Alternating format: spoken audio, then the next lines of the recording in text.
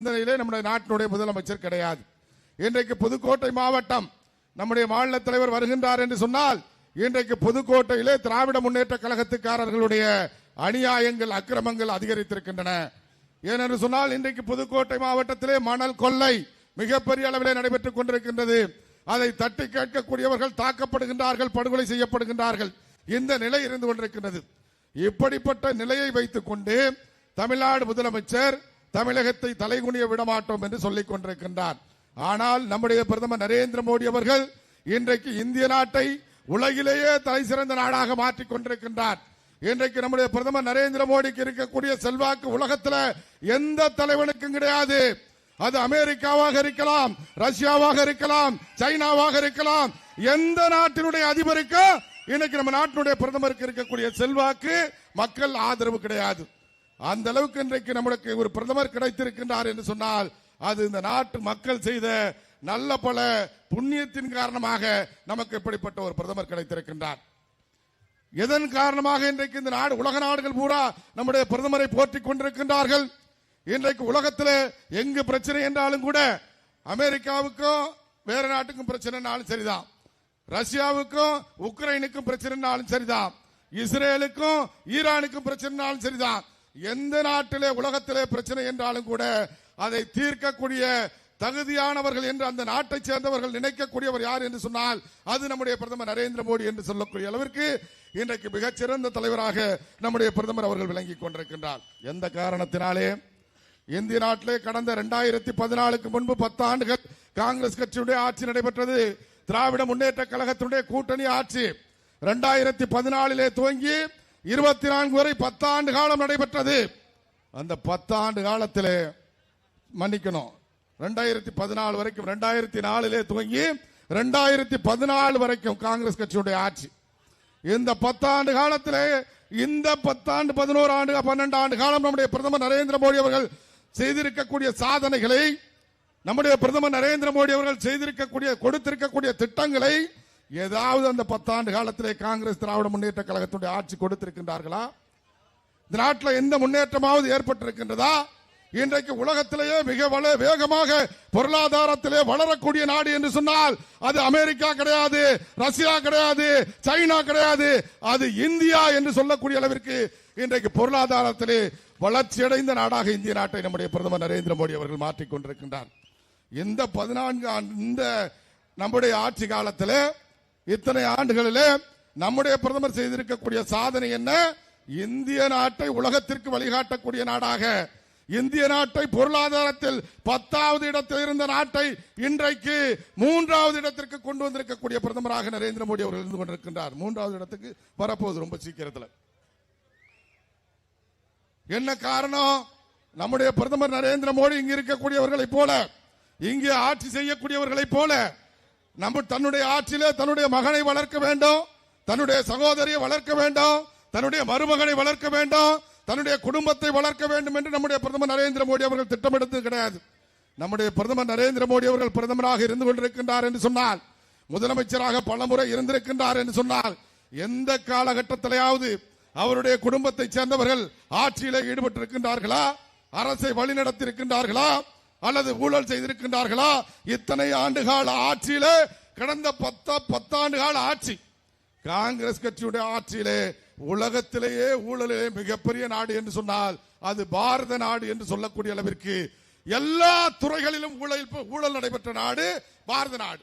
ஒரே ஒரு ஊழல், அலைக்கற்றை ஊழல் மட்டும் பார்த்தீங்கன்னு சொன்னா அந்த காலத்தில் பேசப்பட்டது பெருசா 1,76,000 கோடி ரூபாய் என்று சொன்னால் யாருக்காவது தெரியுமா? 1,76,000 கோடி ரூபாய் என்று சொன்னால் எத்தனை ஜீரோ வரும், எத்தனை வண்டியில ஏத்தணும், என்ன பண்ண முடியும்னு கற்பனை பண்ணிருப்போமா?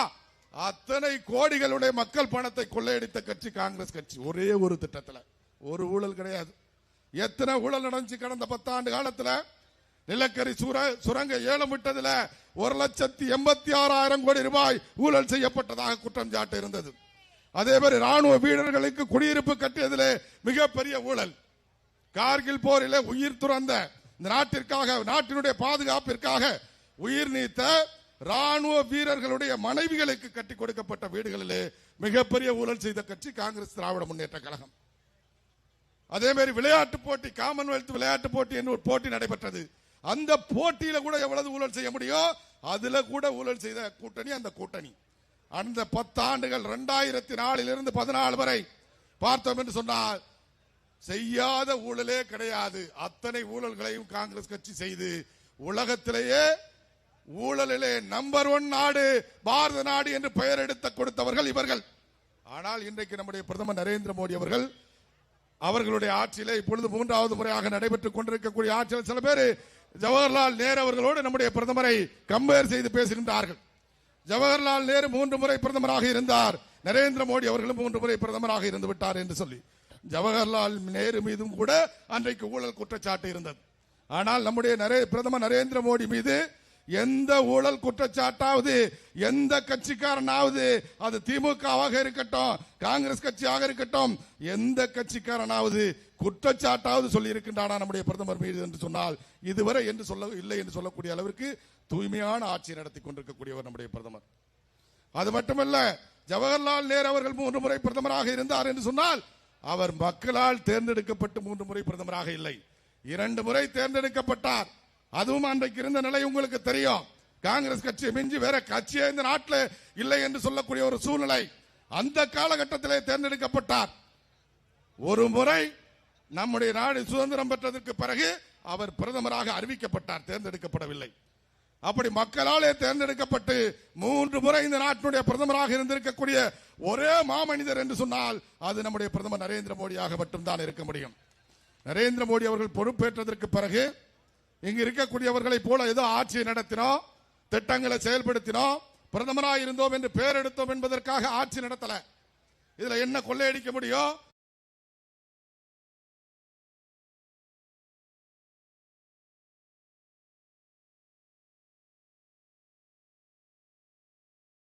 இன்றைக்கு கொண்டு வரப்பட்டிருக்கக்கூடிய காஷ்மீர் மாநிலம் சுதந்திரத்திற்கு பிறகு இந்த நாட்டில் நம்முடைய நாட்டில் இருக்கக்கூடிய ஒரு பகுதியாக இருந்தாலும் கூட அவர்களுக்கென்று ஒரு சட்டம், அவர்களுக்கென்று ஒரு கொடி,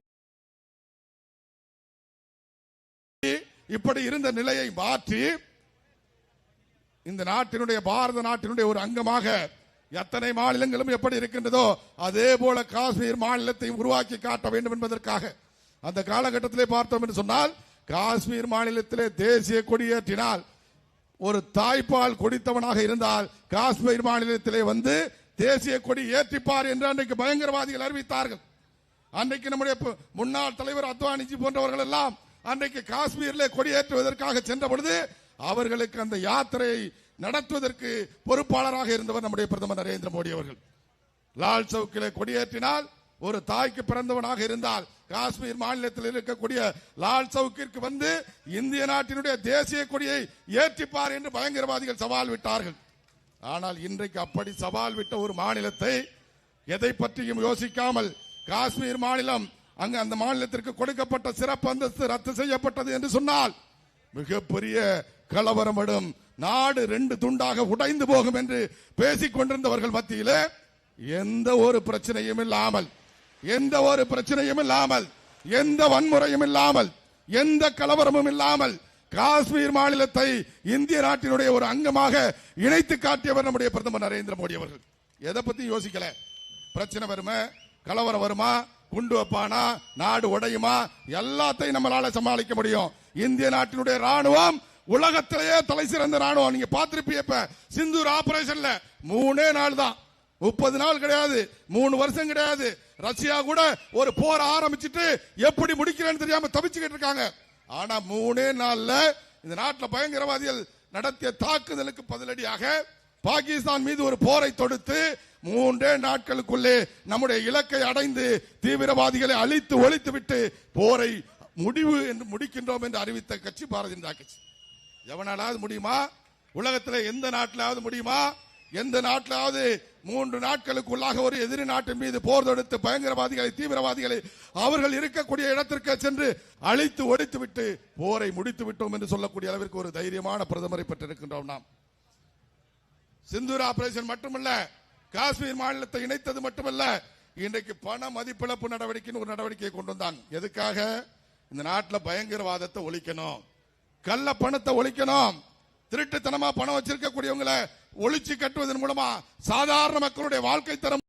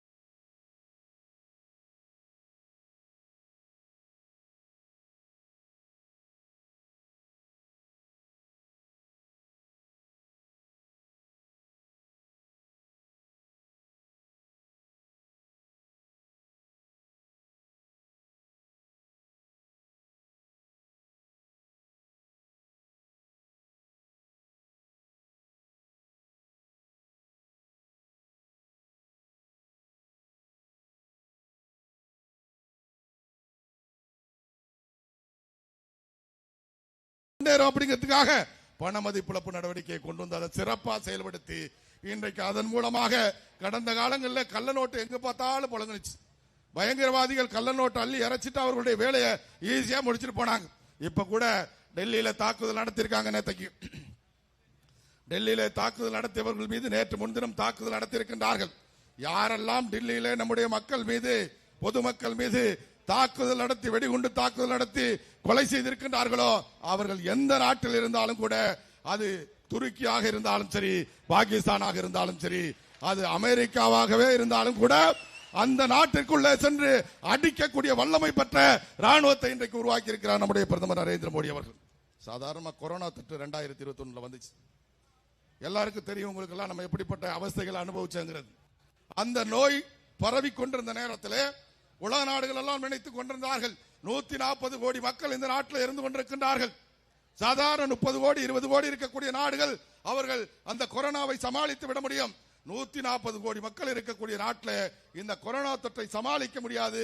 பல கோடி பேர் இறந்து போவார்கள். ஏனென்று சொன்னால் அதுக்கான தடுப்பூசிகளை உடனடியாக தயாரித்து வழங்க முடியாது என்று உலக நாடுகள் எல்லாம் பேசிக் கொண்டிருந்தார்கள். ஆனால் நம்முடைய பிரதமர் நரேந்திர மோடி அவர்கள் தொற்று ஏற்பட்ட உடனடியாக அதை தயாரிக்கக்கூடிய நிறுவனங்களுக்கு எந்தெந்த வகையிலே முன்னுரிமை அளிக்க வேண்டுமோ அளித்து உடனடியாக தடுப்பூசிகளை கண்டுபிடித்து நம்முடைய நாட்டு மக்களுக்கு போட்டு நம்மை காத்தது மட்டுமல்ல, உலக நாடுகளுக்கெல்லாம் இலவசமாக கொடுத்தார். உலக நாட்டில் இருக்கக்கூடிய அதிபர்கள் நம்முடைய பிரதமர் அந்த நாட்டிற்கு சென்றார் என்று சொன்னால் வந்து காலிலே விழுந்து வணங்குகின்றான். என்னுடைய நாட்டு மக்களை காவந்து செய்த பிரதமர் நீங்கள் என்று வணங்குகின்றார்கள். அந்த அளவிற்கு அந்த கொரோனா தொற்றிலிருந்து நம்ம எல்லாம் பாதுகாத்த, உடனடியாக தடுப்பூசிகளை கொடுத்து பாதுகாத்த ஒரு பிரதமர் நம்முடைய பிரதமர். இப்படிப்பட்ட ஒரு இக்கட்டான சூழ்நிலையிலே நம்முடைய பொருளாதாரம் ஏதாவது வீழ்ச்சி ஏற்பட்டிருக்கிறதா? கொரோனா தொற்று வந்த காலகட்டத்தில் உலக நாடுகள் பூரா பொருளாதார வீழ்ச்சி. அமெரிக்காவாக இருக்கட்டும், ரஷ்யா, சைனா, இப்படி பொருளாதாரத்திலே முன்னேறிய நாடுகள் என்று சொல்லக்கூடிய அத்தனை நாடுகளிலும் மிகப்பெரிய பொருளாதார வீழ்ச்சி. ஆனால் இந்திய நாட்டிலே எந்த விதமான பொருளாதார வீழ்ச்சியும் இல்லாமல் கொரோனா தொற்று காலகட்டத்திலே கூட பொருளாதாரத்திலே முன்னேறிய நாடாக இந்தியாவை வைத்திருந்த ஒரு பிரதமர் நம்முடைய பிரதமர் நரேந்திர மோடி அவர்கள். அவர்களை பற்றி திராவிட முன்னேற்ற கழகத்துக்கார விமர்சனம் பண்றான்.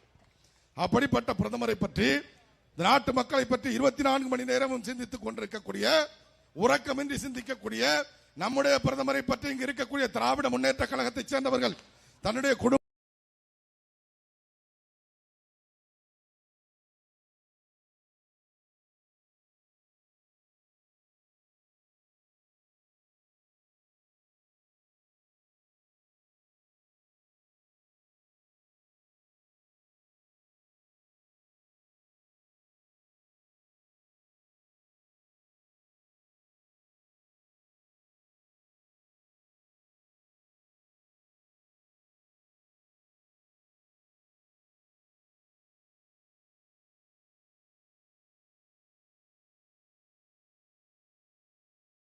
பற்றி மட்டுமே சிந்திக்கக்கூடியவர்கள் பொய்யான பிரச்சாரத்தை போர்க்கொள்வதற்கு முயற்சி எடுக்கின்றார்கள். தமிழக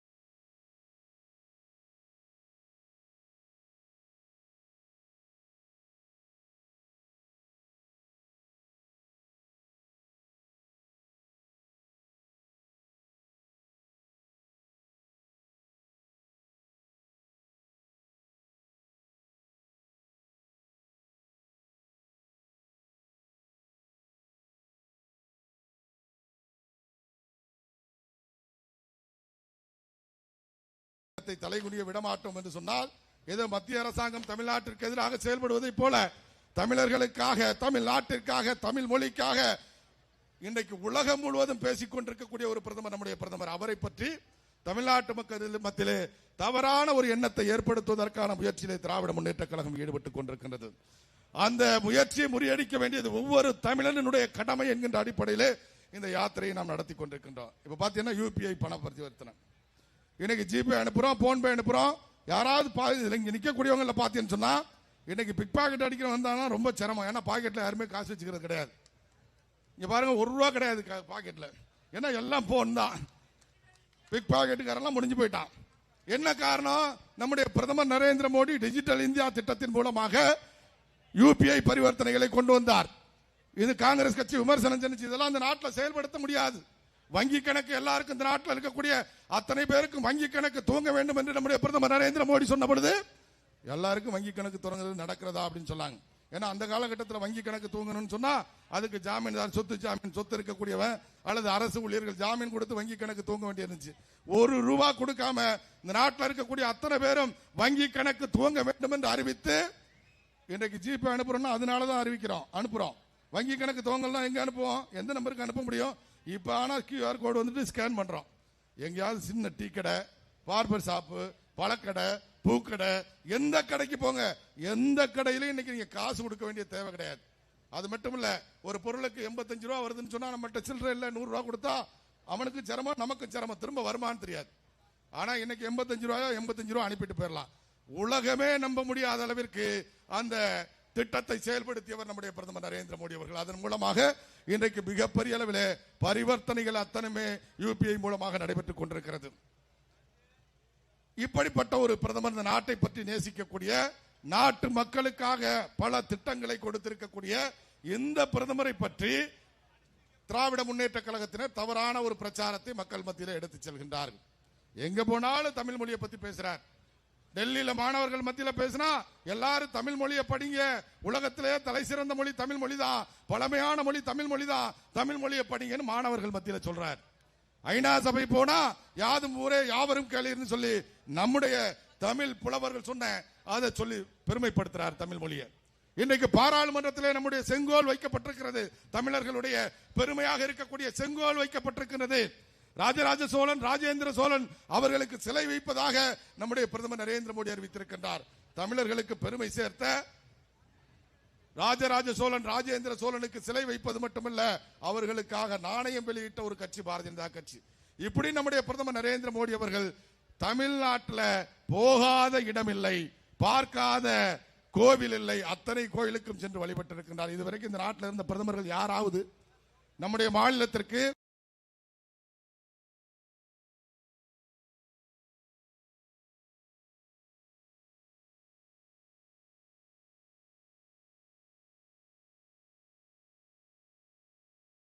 இத்தனை இடங்களுக்கு வந்திருக்கின்றார்களா? இத்தனை முறை மக்களை சந்தித்திருக்கின்றார்களா? இத்தனை முறை அரசாங்கத்துடைய திட்டங்களை அறிவிப்பதற்காக வந்திருக்கின்றார்கள் என்று சொன்னால் கண்டிப்பாக இந்திய நாடு சுதந்திரம் பெற்றதற்கு பிறகு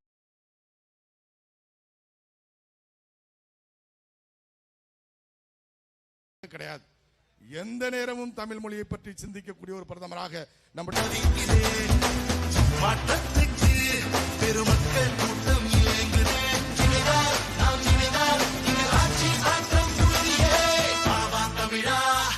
நாம் எழுவோம் தமிழா, இதுவரை நாம் கண்ட துன்பங்கள் போதும் தமிழா, ஆண்டது போதும், மக்கள் ஆண்டது போதும், இந்த திமுகவின் ஆட்சியை ஒழிப்போம் தமிழா. डीएमके और Congress two sides of the same coin है. डीएमके और कांग्रेस का मतलब है big corruption, one family rule. எந்த நாட்டிலாவது தகப்பன் முதலமைச்சர், மகன் துணை முதலமைச்சர், மற்றொரு மகன் மத்திய அமைச்சர், பேரன் மத்திய அமைச்சர், மகள் நாடாளுமன்ற உறுப்பினர், இத்தனை பதவிகளை ஆக்கிரமித்துக் கொண்டு அழுக்கை தின்கின்ற மீன்கள் போல அதிகாரத்தை குதறி தின்கின்ற இது போன்ற குடும்பம் ஒன்று உலகத்தின் வேறு எந்த மூலையிலாவது இருக்கிறதா? ஊரில் சட்டம் ஒழுங்கு, சந்தி சிரிக்குது, ரோட்டில் டாஸ்மாக் சரக்கு ஆறா ஓடுது, குடும்ப ஆட்சி தானே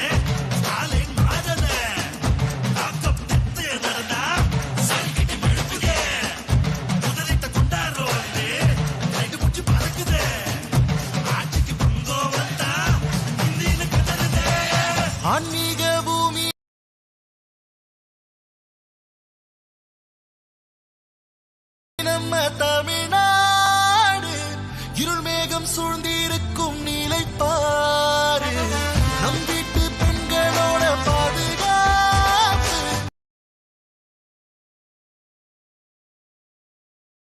கேள்விக்குறியா இன்று மாறிப்போச்சு நம் மண்ணிலே ஒரு தீய சக்தியானதே தமிழகமே அடசவியா தவிக்கிறே மாற்றத்துக்கு பெருமக்கள் கூட்டம் சேர்ந்ததே இணைந்தால் நாம் இணைந்தால் இங்கு ஆட்சி மாற்றம் உறுதியே பாவா தமிழா நாம் விழுவோம் தமிழா அதுவரை நாம் கண்ட துன்பங்கள் போகும் தமிழா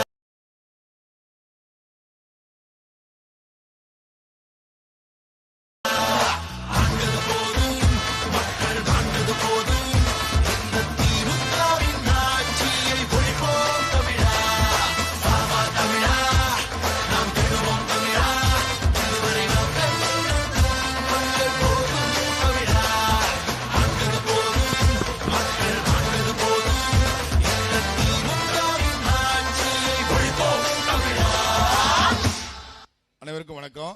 வண்டியில வந்து தயவு செஞ்சு ஒரு குறிப்பிட்ட நபர்கள் தான் இருக்க முடியும். அதனால வேற யாரும் இருந்தா இறங்கிருங்க. கீழே இருந்தா நான் சொல்லக்கூடிய நீங்க மேல வந்துருங்க. புதுக்கோட்டை மேற்கு மாவட்ட தலைவர் ராமச்சந்திரன் மேல வாங்க. முன்னாள் மாவட்ட தலைவர் சேதுபதி என்ன இருந்தா வண்டிக்கு மேல வாங்க. அதே மாதிரி மாநில மகளிர் அணி தலைவி கவிதா ஸ்ரீகாந்த் வண்டிக்கு மேல வாங்க.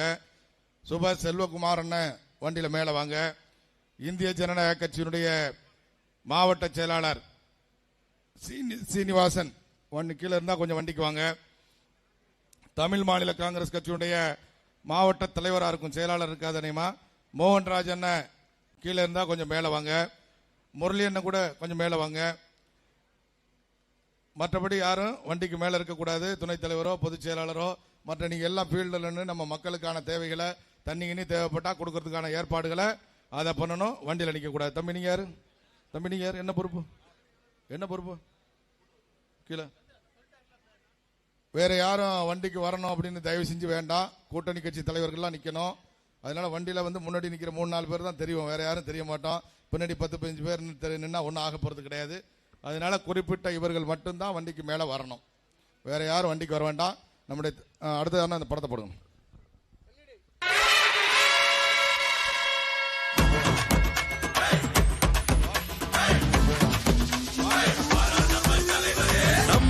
தமிழகம் தலை நிமிர தலைவன் ஐனார் வாராறு விடுவழிய ஊழல் கூட்டத்தை அழித்தொழிக்க தமிழகம் ஒன்றாய் சேர்வோம் பாவெளிய நம்ம பிரதமர் பிரதிநிதியாய் வரார் நம்ம நைனாரு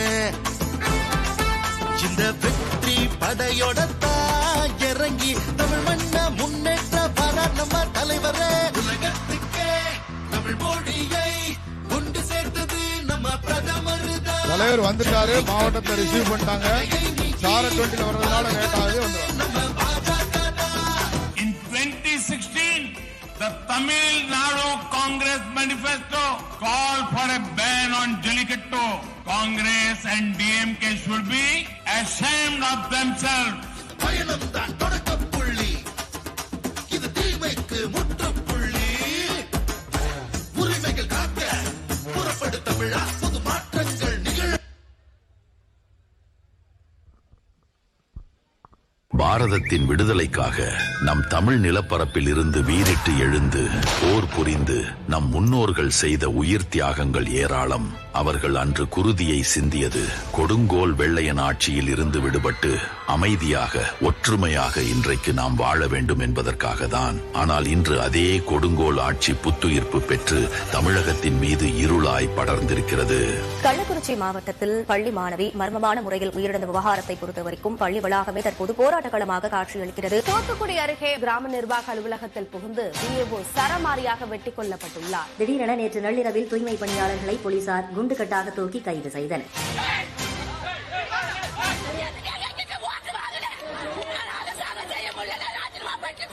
போலீஸ் விசாரணைக்கு அழைத்து செல்லப்பட்ட இளைஞர் அஜித்குமார் உயிரிழந்த சம்பவத்தில் தமிழகத்தில் பெண்களுக்கு எதிரான பாலியல் குற்றங்கள் அதிகரிக்கப்பட்டிருக்கிறதாக நல்லா படிக்குது சார் என் புள்ள.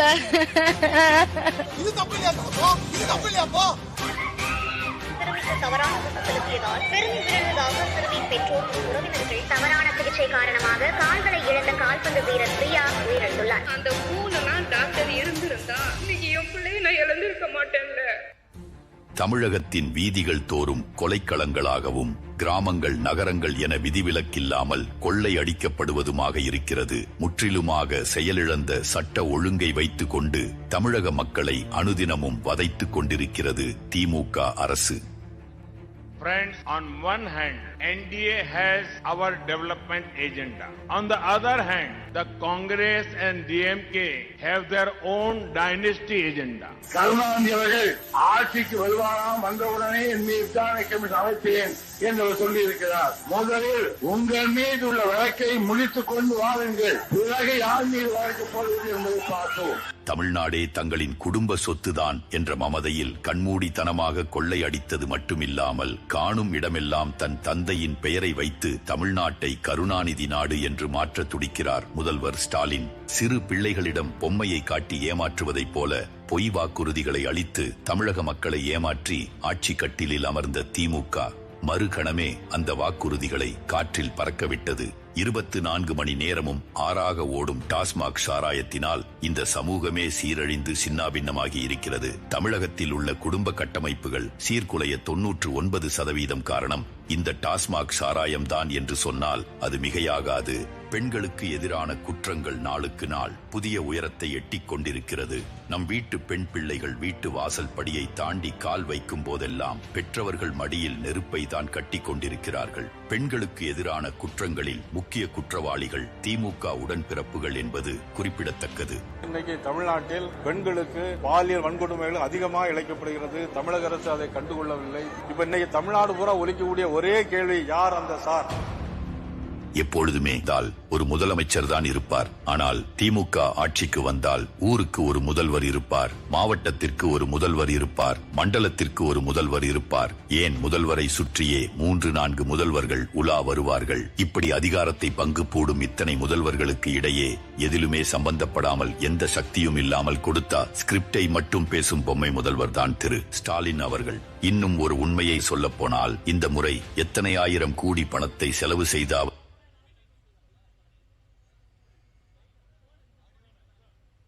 வாராரு வாராரு நமக்கானவரு நயினாரு, தோளோடு தோளாக நிப்பாரு நம்ம தலைவரு. தமிழகம் தலை நிமிர பிரதமர் மோடியின் பிரதிநிதியாக எளிய மக்களின் குரலாக ஒளிப்பாரு.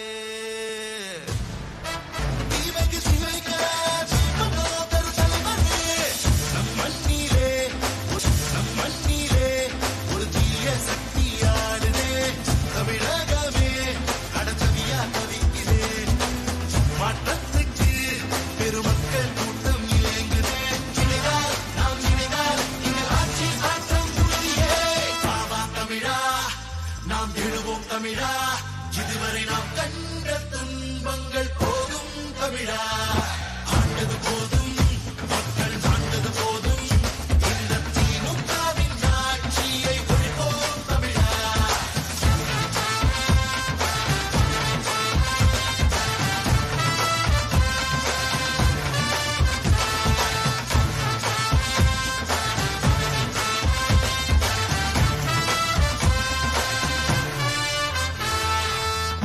ஊரில் சட்டம் ஒழுங்கு, சந்தி சிரிக்குது, ரோட்டில் டாஸ்மாக் சரக்கு ஆறா ஓடுது.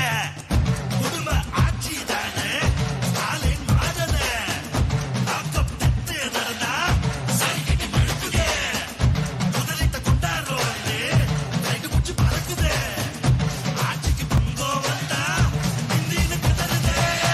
ஆன்மீக பூமி நம்ம தமிழ்நாடு, இருள் மேகம் சூழ்ந்திருக்கும் நிலைப்பாடு. நம் வீட்டு பெண்களோட பாதுகாப்பு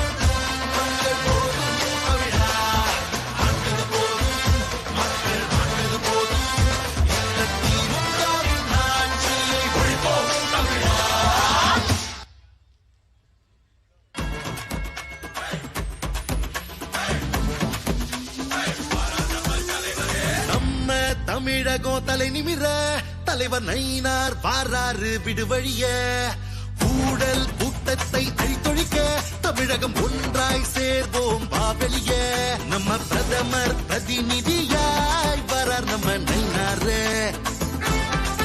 இந்த வெற்றி படையோட இறங்கி தமிழ் மண்ண முன்னேற்ற வரார் நம்ம தலைவரே உலகத்துக்கே தமிழ் மொழியை கொண்டு சேர்த்தது நம்ம பிரதமர் தான் ஜல்லிக்கட்டு தடையை நீக்கி பாதுகாத்தது நம்ம பாஜக தான்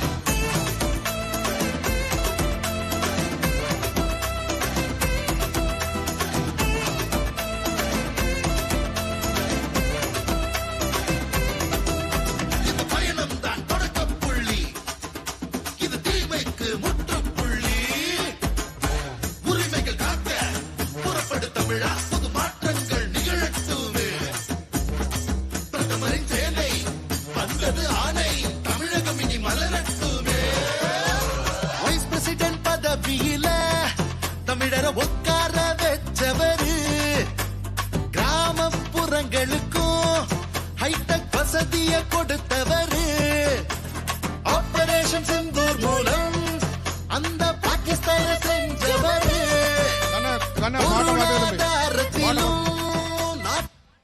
பாட்டு மாத்தி அந்த பாட்டு போடு.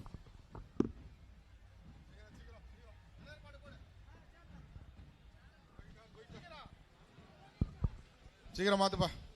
வாராரு வாராரு நமக்கானவரு நயினாரு தோளோடு தோளாக நிப்பாரு நம்ம தலைவரு தமிழகம் தலை நிமிர பிரதமர் மோடியின் பிரதிநிதியாக எளிய மக்களின் குரலாக ஒலிப்பாரு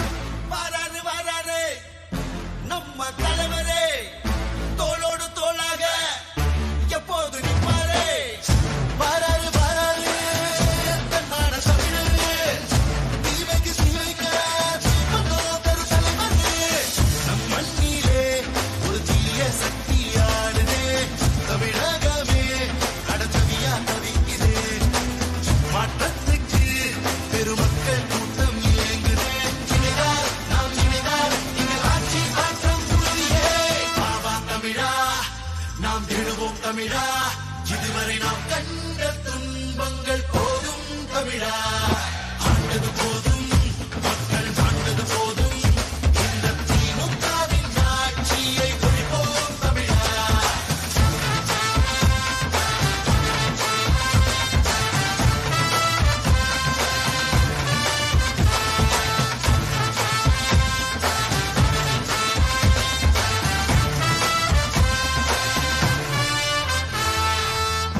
ஊரில் சட்டம் ஒழுங்கு சந்தி சிரிக்குது ரோட்டில் டாஸ்மாக் சரக்கு ஆறா ஓடுது குடும்ப ஆட்சி தானே ஸ்டாலின் மாடல லாக்கப் டெத்து நடந்தா சரிக்கிட்டு மழுக்குது முதலிட்ட குண்டாரோ வந்து கைது முடிச்சு பறக்குது ஆட்சிக்கு பங்கம் வந்தா இந்தின்னு கதறுது ஆன்மீக பூமி நம்ம தமிழ்நாடு இருள் மேகம் சூழ்ந்திருக்கும் நிலைப்பாடு நம் வீட்டு பெண்களோட பாதுகாப்பு கேள்விக்குறியா இன்று மாறிப்போச்சு நம் மண்ணிலே ஒரு தீய சக்தியானதே தமிழகமே அடசவியா தவிக்குதே மாற்றத்துக்கு பெருமக்கள் கூட்டம் இயங்குதே இணைந்தால் நாம் இணைந்தால் இங்கு ஆட்சி மாற்றம் உறுதியே பாவா தமிழா நாம் விழுவோம் தமிழா இதுவரை நாம் கண்ட துன்பங்கள் கொஞ்சம் வழி விடுங்கப்பா, வழி விட்டாங்கன்னா மேடைக்கு வரலாம். கொஞ்சம் வழி ஒதுக்கி விடுங்க, கொஞ்சம் ஒதுக்கி விட்டு தலைவரை வண்டி கொண்டு வாங்க, சீக்கிரம் டைம் ஆயிடுச்சு. கொஞ்சம் வழி ஏற்படுத்தி கொடுங்க, வழி ஏற்படுத்தி கொண்டு வாங்க.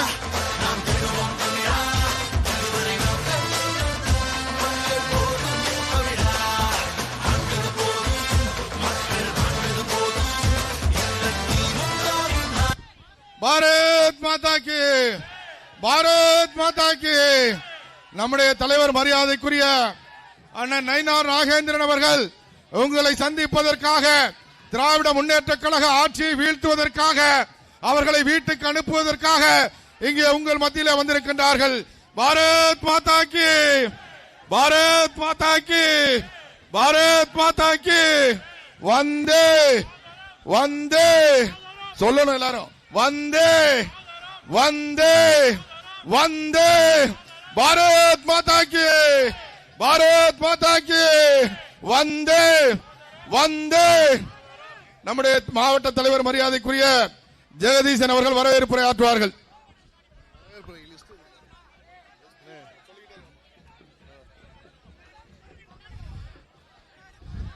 பாரத் மாதா கி, பாரத் மாதா கி. நம்ம தமிழகம் ஒரு இருண்ட ஆட்சி நடந்து கொண்டிருக்கிறது. அதாவது நம்மளுடைய இந்திய தண்டனை சட்டத்தில் கூறப்பட்டுள்ள அனைத்து குற்றங்களும் நடைபெற்று ஒரு குக்கிராமத்தில் கூட நடைபெற்று கொண்டிருக்கிறது என்றால் அதற்கு இந்த திமுக அரசு காலம். இது தமிழ்நாடு முழுவதும் இந்தியாவை தலைகுனிய வைத்திருக்கிறது. இந்தியாவின் இதுல தமிழ்நாடு தலை குனிந்திருக்கிறது. இந்த தலை குனிந்திருக்கிறதை தலை நிமிர வைப்பதற்காக தமிழகம் முழுக சுற்றுப்பயணம் மேற்கொண்டிருக்கிற எங்களுடைய மாநில தலைவர் நம்மளுடைய பண்ணையார் அவர்கள் இங்கு நம்மளுடைய அறந்தாங்கி மக்களை சந்திப்பதற்காக வருகை புரிந்திருக்கிறார். அதனால் அவர்களுடைய வருக வருக என வரவேற்கிறோம். அதன்படி நம்மளுடைய அதிமுகவுடைய முன்னாள் அமைச்சர் டாக்டர் விஜயபாஸ்கர் அவர்களையும் வருக வருக என வரவேற்கிறோம்.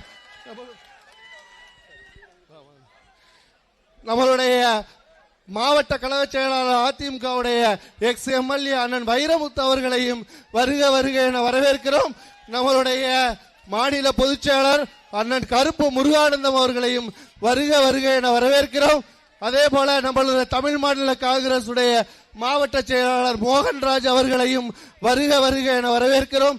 ஐஜேகேயுடைய மாவட்ட செயலாளர் திரு சீனிவாசன் அவர்களையும் மற்றும் மாவட்ட செயலாளர் தமிழர் தேசம் கட்சியுடைய விஜயகுமார் அவர்களையும் மற்றும் நம்மளுடைய மகளிருடைய மாநில தலைவி கவிதா ஸ்ரீகாந்த் அவர்களையும் மற்றும் நம்மளுடைய முரளிதரன் மாநில செயலாளர் என்ஜிஓ பிரிவு அவர்களையும் காவியா நாகராஜன் மாநில செயலாளர் அவர்களையும் மற்றும் லண்டன் லாமரசாமி அவர்களையும் மற்றும் நம்மளுடைய ஓய்வு பெற்ற என் ராமச்சந்திரன் புதுக்கோட்டை மேற்கு மாவட்ட தலைவர் அவர்களையும் நம்ம முன்னாள் மாவட்ட தலைவர் சேதுபதி அவர்களையும் வருக வருக என வரவேற்கிறோம். அதே போல இது உறுதுணையாக இருந்த மாவட்ட பொதுச் செயலாளர்கள் கணேசன், பிரபாகரன், சிவனேஸ்வரி மற்றும் பொருளாளர் மணிமாறன் மற்றும் நம்மளுடைய கட்சியினுடைய மண்டல் தலைவர்கள், மாவட்ட நிர்வாகிகள் மற்றும் காவி சொந்தங்கள் அனைவரையும் வருக வருக என வரவேற்பதில் பெருமகிழ்ச்சி அடைகிறோம். அதாவது நமக்கு ஒரு 3 லைன் மட்டும் நான் சொல்லிடுறேன். நம்மளுடைய 3 சட்டமன்றம் இருக்குங்க. அறந்தாங்கி சட்டமன்றம். அறந்தாங்கி சட்டமன்றம் பாத்தீங்கன்னா இது ஒரு மன்னராட்சி போல நடந்துகிட்டு இருக்கு. நம்ம சபிக்கப்பட்டிருக்கிறோம். அறந்தாங்கி சட்டமன்றம் உண்மையிலே சபிக்கப்பட்ட ஒரு சட்டமன்றம். எம்எல்ஏவும் நமக்கு கிடையாது, இந்த ஊரிலே இல்லை அவரும். அதே போல எம்பியாக இருக்கக்கூடிய நவாஸ் கனியும் இல்லை. 2 பேருமே இந்த தொகுதியிலே இருப்பதில்லை. அதே போல இந்த அதாவது நம்மளுடைய நகரம் ஒரு அறந்தாங்கி டவுன் ஒரு விரிவாக்கம் பண்ணணும் அப்படின்னு சொல்லி சொன்னா எல்லா ஊருக்கும் 200 கோடி 300 கோடி கொடுத்து பஸ் ஸ்டாண்டு தனியா அமைச்சு பண்ணிக்கிட்டு இருக்கிறாங்க. ஆனா நம்ம ஊருக்கு என்ன பண்ணிருக்கிறாங்க? வெறும் 21 கோடியை கொடுத்து அதே இடத்துல எப்படி அப்பா எம்எல்ஏ இருந்து மகன் எம்எல்ஏ ஆனாரோ அதே மாதிரி ஒரு பஸ் ஸ்டாண்டை தூக்கி இன்னொரு இடத்துல வைக்கிறாங்க. இந்த நகராட்சியில நடக்கக்கூடிய ஊழல்கள் எல்லாமே நமக்கு தெரியும். அதனால அறந்தாங்கி டவுன் முன்னேறவே இல்லை. அதே மாதிரி ஆன்மீகம் நகரமாக இருக்கக்கூடிய நம்மளுடைய ஆவுடார் கோயில்ல பாத்தீங்கன்னா கொலை அதாவது ஆவுடையார் கோவிலே இரட்டை கொலை ஒரு ஆத்மநாதர் சுவாமி இருக்கக்கூடிய வாசலிலே நடைபெற்றது. அதே போல நமக்கெல்லாம் மெத்தப்பட்டமைன்னா என்னன்னே தெரியாது. ஆனா நம்ம மணமேல்குடியில இத பிடிச்சிருக்கிறாங்க, கிலோ கணக்கில் பிடிச்சிருக்கிறாங்க. அதனால கொலை கொள்ளை அனைத்தும் ஊழல்கள் நிரம்பி இந்த அறந்தாங்கி சட்டமன்றமே 4.5 ஆண்டுகளாக காணாமல் போய்விட்டது. அதே போல நீங்க திருமயத்தை எடுத்துக்கிட்டீங்கன்னா ஒரு சமூக ஆர்வலரையே கொலை பண்ணாங்க. அவருக்கு அதே இடத்துல கனிம வளத்துறை அமைச்சர் பொறுப்பு கொடுக்கறாங்க. அந்த கனிம வளத்துறை அமைச்சர் வரவு செலவு நல்லா பார்ப்பாரு அப்படிங்கறதுக்காக முக்கியமான இலாகாவா இருக்கக்கூடிய கனிம வளத்துறையை கொடுத்திருக்காங்க. இவங்க எல்லாம் என்ன பண்ற, இன்னொரு அமைச்சர் இருக்கிறார் ஆலங்குடியில, சொன்னது ஏதாவது செஞ்சிருக்கிறாரா? எதுவுமே செஞ்சது கிடையாது. ஒரு எத்தனையோ சொன்னாங்க, ஒண்ணு கூட பண்ணது கிடையாது.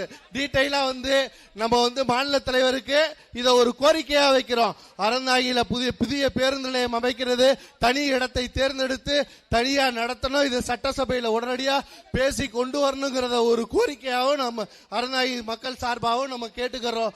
அதே மாதிரி நமக்கு மாநில தலைவர் முழுவா நமக்கு பேச இருக்கிறதுனால நான் இத்துடன் முடித்துக் கொள்கிறேன். நன்றி, வணக்கம். அடுத்து அண்ணன் விஜயபாஸ்கர் அவர்கள் நமக்கு இப்ப விற்றுரை ஆற்றுவார்கள். ஆர்ப்பரித்தெழுகின்ற கடல் அலை போல, ஆலய மணி எழுகின்ற ஓசை போல, இது அறந்தாங்கி திடலா இல்லை அறந்தாங்கி கடலா என்று சொல்லக்கூடிய அளவிற்கு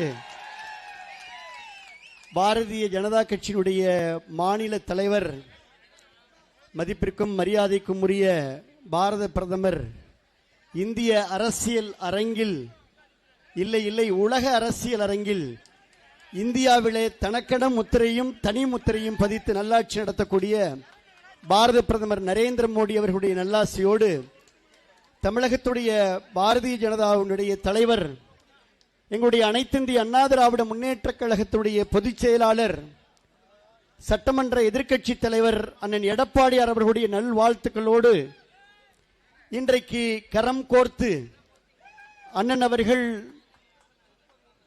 நம்மவர், நல்லவர், இனியவர், இன்முகத்தை கொண்டவர், இன்னும் சொல்ல போனால் புதுக்கோட்டை மாவட்டத்துடைய ஒவ்வொரு ஊராட்சியையும் ஒவ்வொரு குக்கிராமத்தையும் தன்னுடைய கால்களால் கடந்தல்ல இதயத்தால் அளந்து உங்களுடைய அன்பையெல்லாம் அதிகமாக பெற்ற பாரதிய ஜனதா கட்சியுடைய மாநில தலைவர் அண்ணன் நயினார் நாகேந்திரன் அவர்களை இந்த அறந்தாங்கி மண் பெருமையோடு வரவேற்றுக் கொண்டிருக்கின்றதை பார்க்கின்ற பொழுது நிச்சயமாக ஆளும் அரசுக்கு ஜுரம் வந்துவிடும். ஏற்கனவே கடுமையான ஜுரம் இருக்கு. இது அரசியல் ஜுரம் வந்துவிடக்கூடிய சூழல் இன்றைக்கு ஏற்பட்டிருக்கிறது.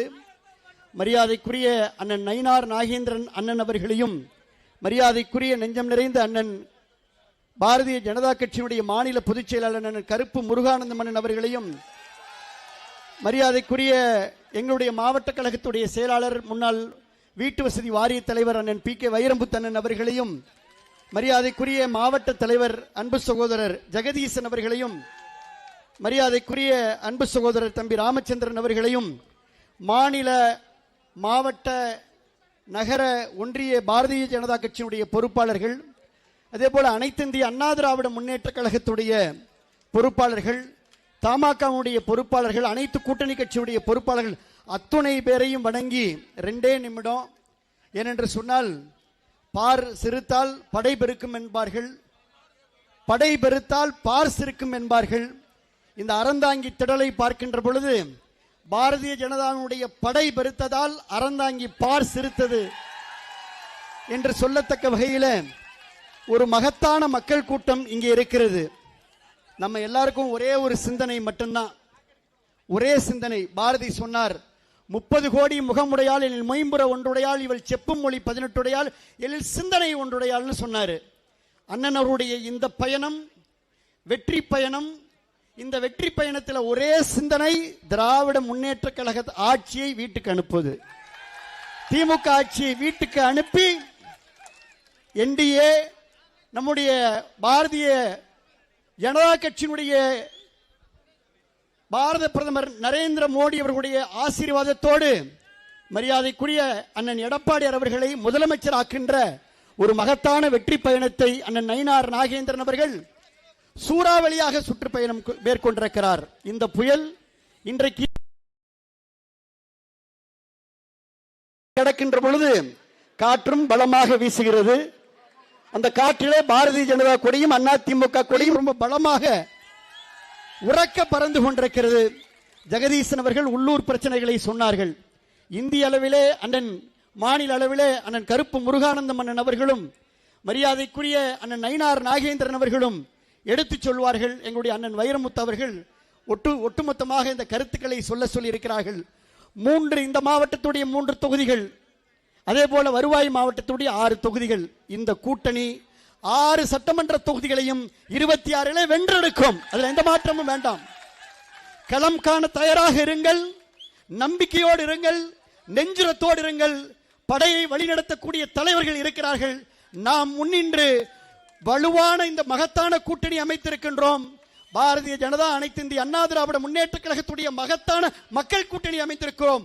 புரட்சி தலைவர் எம்ஜிஆருடைய நல்லாசியோடு, புரட்சி தலைவி அம்மாவுடைய நல்லாசியோடு, எடப்பாடியாருடைய நல்வாழ்த்துக்களோடு, பாரத பிரதமருடைய வாழ்த்துக்களோடு, அண்ணன் நயினார் நாகேந்திரனுடைய உழைப்பால் ஒரு மகத்தான வெற்றியை இந்த அறந்தாங்கி சட்டமன்ற தொகுதியிலே மட்டுமல்ல 6 சட்டமன்ற தொகுதியிலும் இந்த கூட்டணி மகத்தான வெற்றியை பெறும் என்பதை மட்டும் அழுத்தமாக சொல்லி, திமுகவை வீட்டுக்கு அனுப்பக்கூடிய நாள் வந்துவிட்டது, நேரம் வந்துவிட்டது, களம் வந்துவிட்டது. தொண்டர்களே, தோழர்களே, நண்பர்களே, தயாராக இருப்போம், வெற்றிக்கடியை சுவைப்போம் என்று சொல்லி வாய்ப்புக்கு நன்றி சொல்லி, அண்ணன் நயினார் நாகேந்திரன் அவர்கள் சட்டமன்றத்தில் நாங்கள் அடிக்கடி பார்த்துட்டு இருக்கோம். மிகப்பெரிய ஞாபக சக்தி, இந்த மெமரி பவர்னு சொல்லுவோமே, எப்பொழுதுமே புன்னகை, அந்த முகத்தில் எப்போதும் மலர்ந்திருக்கக்கூடிய புன்னகை நிச்சயமாக இந்த இயக்கத்தை உயர்ந்த இடத்திற்கு, ஆட்சி பீடத்திற்கு எல்லோரும் அவர்கள் இட்டு செல்வார்கள் என்பதிலே எங்களுக்கு ஆழமான நம்பிக்கை, அழுத்தமான நம்பிக்கை இருக்கிறது சொல்லி, என்னுடைய சார்பாகவும் என் வைரமுத்தண்ணன் சார்பாகவும் எங்களுடைய பொறுப்பாளர் சார்பாகவும் நன்றி சொல்லி வாழ்த்தி வரவேற்று விடைபெற்றுக் கொள்கின்றேன். நன்றி, வணக்கம்.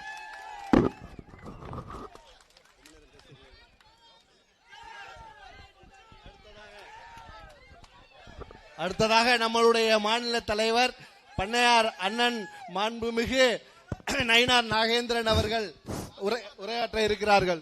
அதற்கு முன்னாடி ஆபரேட்டர் மாலை போடுங்க, மாலை கொண்டு வாங்க.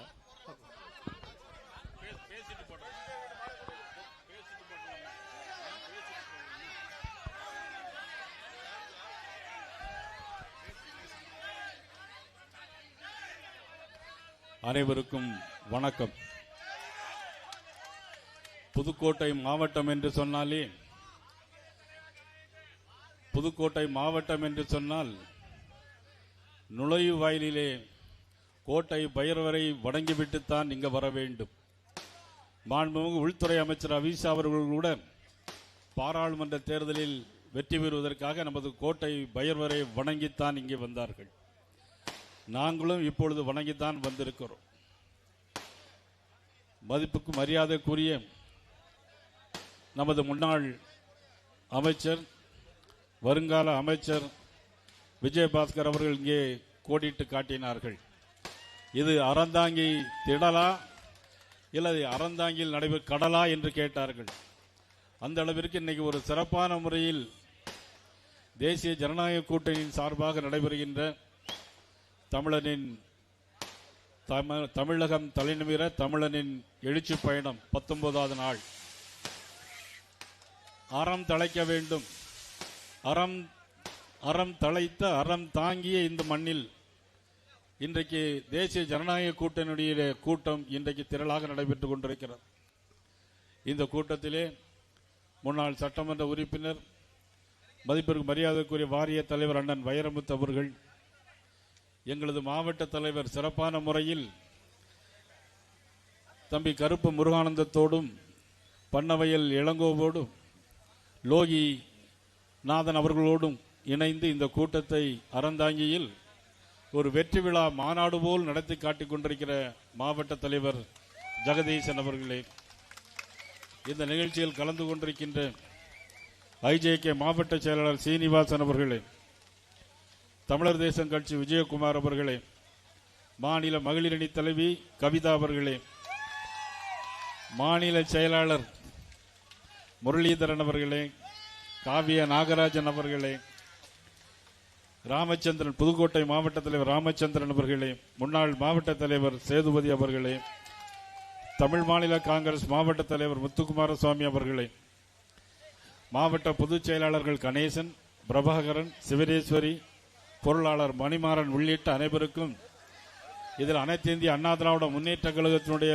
ஒன்றிய செயலாளர்கள், முன்னாள் சட்டமன்ற உறுப்பினர்கள், பாரதிய ஜனதா கட்சி, தேசிய ஜனநாயக கூட்டணி கட்சியினுடைய அனைத்து பொறுப்பாளர்களுக்கும் எனது பணிவு கலந்த வணக்கத்தை நான் தெரிவித்துக் கொள்ள கடமைப்பட்டிருக்கிறேன். இந்த அறந்தாங்கி பகுதி நமது ஆவுடையார் கோயில் ஆத்மநாத சாமி கோவில் வழிபடுகின்ற தலமாக விளங்குகிறது. அறந்தாங்கி பகுதி கலை மற்றும் கலாச்சாரம் மிகுந்த பகுதியாக, சோழர்களின் வீரமிக்க இடமாக, பாண்டியர்களின் மகிமைமிக்க இடமாக, இருகுவேல் அரசர்களின் கருணையோடு இந்த பகுதி மக்கள் சிறப்பான வாழ்ந்து வந்த காலங்களும் உண்டு. இப்படிப்பட்ட காலங்களில் இது வானம் பார்த்த பூமியாக இருந்தாலும் சரி, காவிரி ஆறு வருகுது என்று சொல்லி கடைமட பகுதியாக இருந்தாலும் சரி, காவிரி ஆற்றை எதிர்நோக்கி கொண்டிருக்கின்ற பகுதியாக இருந்தாலும் சரி, இந்த மண்ணில் நமது மாவட்ட தலைவர் ஜெகதீசன் அவர்கள் பேசினார்கள். பல்வேறு கோரிக்கைகளை வைத்திருந்தார்கள். இங்கே உள்ள பேருந்து நிலையம், இதை சந்தை பகுதியை பேருந்து நிலையமாக மாற்றுவதற்கு முயற்சிக்கிறார்கள் என்று பேசினார்கள்.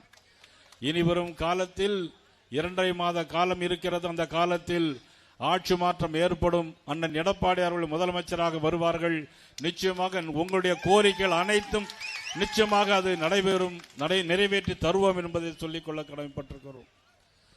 அன்புக்குரிய அமைச்சர் விஜயபாஸ்கர் அவர்கள் பேசும்போது சொன்னார்கள், யார் வர வேண்டும் என்பதுதான் முக்கியமே தவிர அதை காட்டிலும் யார் வரக்கூடாது என்பதில் முக்கியம். அதில் திராவிட முன்னேற்ற கழக அரசு வராது என்பதை கோடிட்டு காட்டினார்கள்.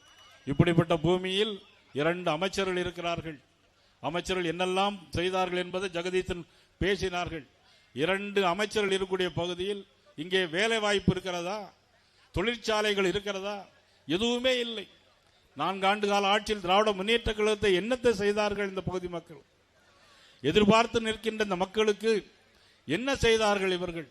இதெல்லாம் ஒரு கோடிட்டு காட்டிய ஒரு அவல நிலையாக ஒரு எல்இடி ஒரு காட்சி உங்களுக்கு இந்த மாவட்டத்தில் என்னென்ன நடந்திருக்கிறது என்பதை ஒரு எல்இடி காட்சியில் இப்பொழுது நீங்கள் பார்க்கலாம்.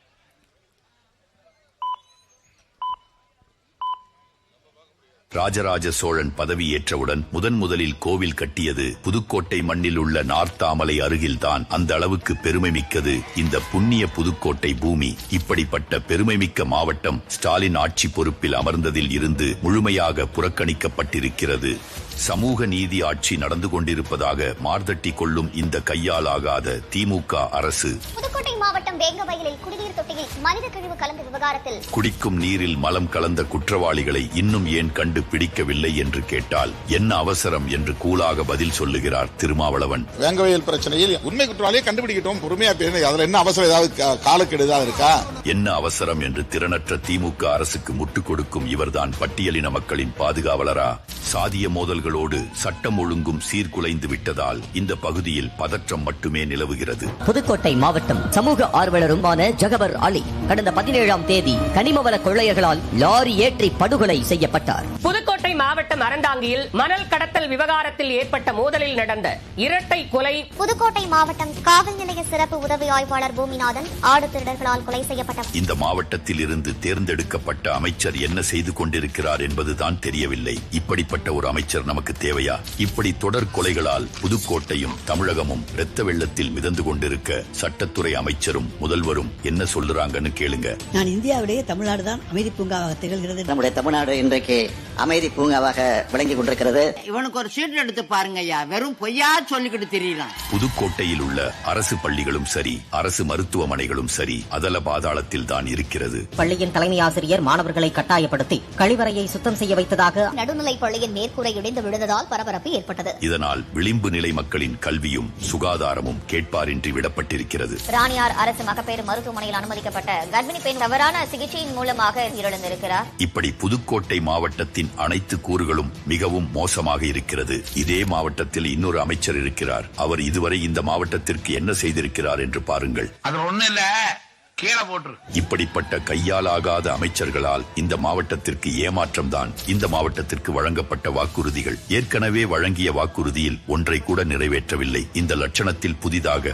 6 வாக்குறுதிகளை அளித்திருக்கிறார் முதல்வர். கடந்த 4 ஆண்டுகளாக இந்த மாவட்டத்தை நட்டாற்றில் விட்டுவிட்டு தற்போது தண்ணீர் பாம்பு போல புதுக்கோட்டை மாவட்டத்திற்கு வந்து தலையை மட்டும் காட்டிவிட்டு செல்லலாம் என்று வந்த முதல்வரை புதுக்கோட்டை மக்கள் பகிரங்கமாக புறக்கணித்திருக்கிறார்கள். அதனால்தான் காசு கொடுத்து கூட்டம் கூட்ட வேண்டிய பரிதாப நிலைக்கு முதல்வர் தள்ளப்பட்டிருக்கிறார். புதுக்கோட்டை மாவட்டத்தில் சிஎம் பார்க்க போயிட்டு எல்லா குரூப்பும் கவர்மெண்ட் பஸ் கிளப்ல நிக்குது. பாருங்க பாருங்க பாருங்க. வரும் 2026 இந்த தீய சக்தி திமுகவை வீட்டிற்கு விரட்டி அடிப்பது மட்டும்தான் பாக்கி. புதுக்கோட்டை மக்களின் வாழ்க்கை தரத்தை உயர்த்த பாடுபடும் தேசிய ஜனநாயக ஆட்சி அமைய ஆதரவு அளித்து அதையும் சாத்தியப்படுத்துவோம்.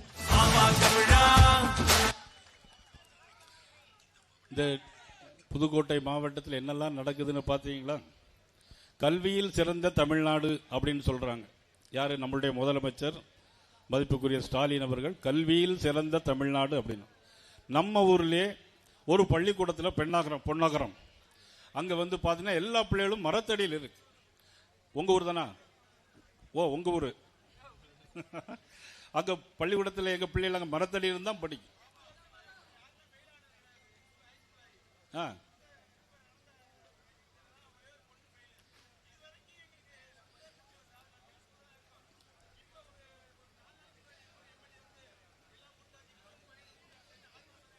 எம்எல்ஏ வந்து என்ன கொடுக்கறாங்க?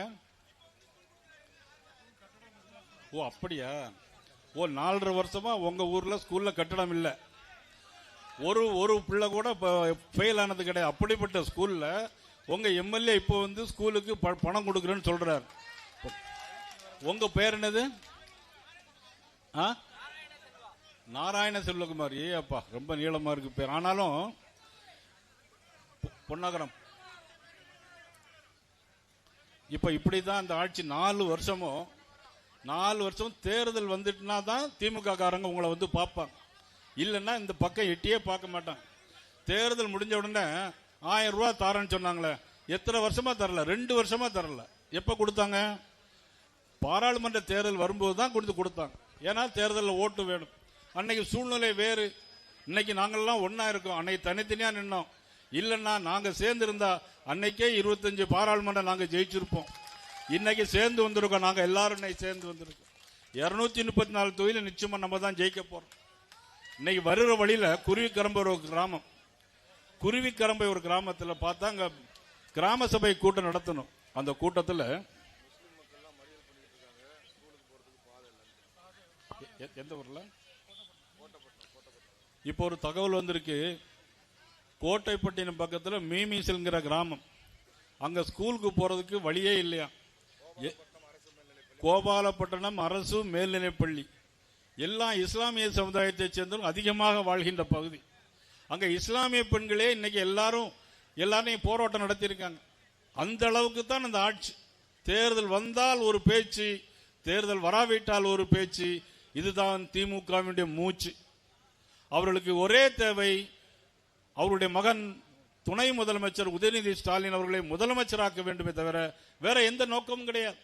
இதற்கு அறந்தாங்கி மக்கள் தயாராக விடக்கூடாது என்பதுதான் நாங்கள் இன்றைக்கு இந்த தமிழனின் பயணமாக நாங்கள் உங்களை எல்லாம் சந்தித்து வந்து கொண்டிருக்கோம். வருகிற வழியில குருவிக்கரம்பை கிராமத்தில் கிராம சபை கூட்டம் நடத்தணும். அங்க என்ன சொல்றாங்கன்னா, எல்லாம் தென்னை மரத்தில் ஒரு வாடல் நோய் வருது, வெள்ளை பூச்சி விடுது. இதுவரையிலும் இந்த அரசாங்கம் ஒரு நிதி கூட தரவில்லை, எங்களை கண்டுகொள்ளவே இல்லை என்று சொல்லி அந்த அளவுக்கு ஒரு மோசமான சூழ்நிலை.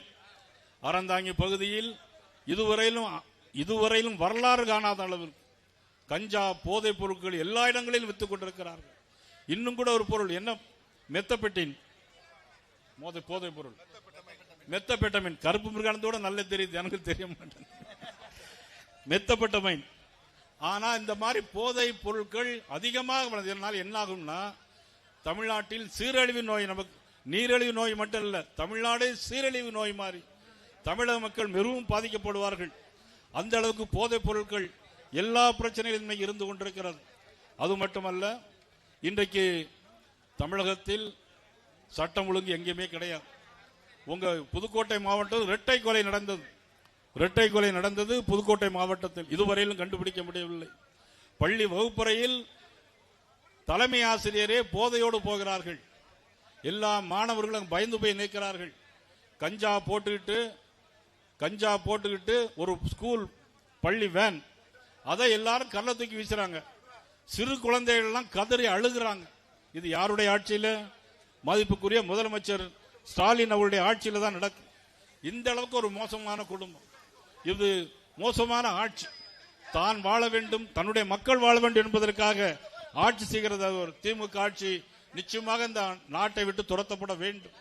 14 லட்சம் கோடி ரூபாய் மத்திய அரசு தமிழகத்தில் தந்திருக்கிறது. யாருடைய ஆட்சி காலத்தில்?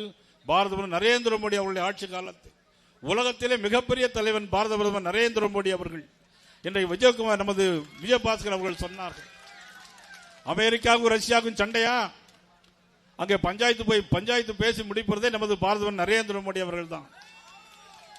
ட்ரம்ப் நம்மளுடைய பொருட்களுக்கெல்லாம் 50% வரி போடுறேன்னு சொன்னார். நீ என்ன 50% வரி போடுறது?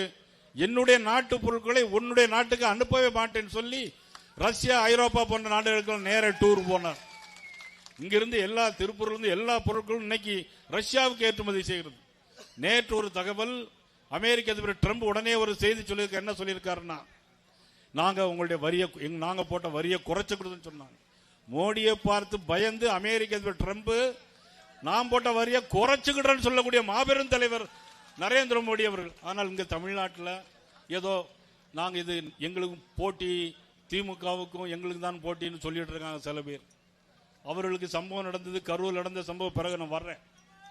ஏன்னா இவ்வளவு பெரிய ஒரு கட்சி, அந்த தலைவர் நரேந்திர மோடி அவர்கள், அனைத்து இந்திய அண்ணா திராவிட முன்னேற்ற கழகத்தினுடைய பொதுச் செயலாளர் அண்ணன் இபிஎஸ் அவர்கள் வந்து பேசி அவர்கள் உருவாக்கிய கூட்டணி இந்த தேசிய ஜனநாயக கூட்டணி, வெற்றி பெறக்கூடிய கூட்டணி, தமிழகத்தில் நல்லாட்சி தரக்கூடிய கூட்டணி. இந்த கூட்டணி ஏதோ நயினார் நாகேந்திரனும் விஜயபாஸ்கரும் அண்ணன் வைரமுத்து சேர்ந்து ஆரம்பித்த கூட்டணி கிடையாது. இயற்கையான கூட்டணி, தேசிய தலைவர் உருவாக்கிய கூட்டணி. அனைத்து இந்திய அண்ணா திராவிட முன்னேற்ற கழகம் என்பது மாபெரும் வரலாற்று சிறப்புமிக்க இயக்கம். 1972ஆம் ஆண்டு இதை புரட்சி தலைவர் எம்ஜிஆரால் உருவாக்கப்பட்ட அற்புதமான இயக்கம் அனைத்து இந்திய அண்ணா திராவிட முன்னேற்ற கழகம். பாரதிய ஜனதா கட்சி இந்த நாட்டு மக்களுக்காக, தேசத்திற்காக, தேச நலனுக்காக, தேசம் ஒற்றுமையோடு இருப்பதற்காக உருவாக்கப்பட்ட கட்சி பாரதிய ஜனதா கட்சி. தேசிய சிந்தனையோடு உருவாக்கப்பட்ட கட்சி.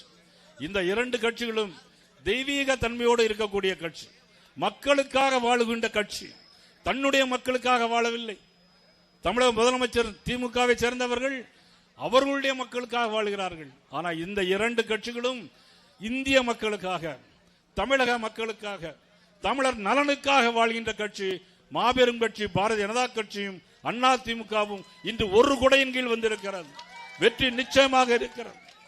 அது மட்டுமல்ல, கரூரில் நடந்த சம்பவம் உங்களுக்கு எல்லாம் தெரியும். தமிழக வெற்றி கழகத்தினுடைய தலைவர் மதிப்புக்குரிய விஜய்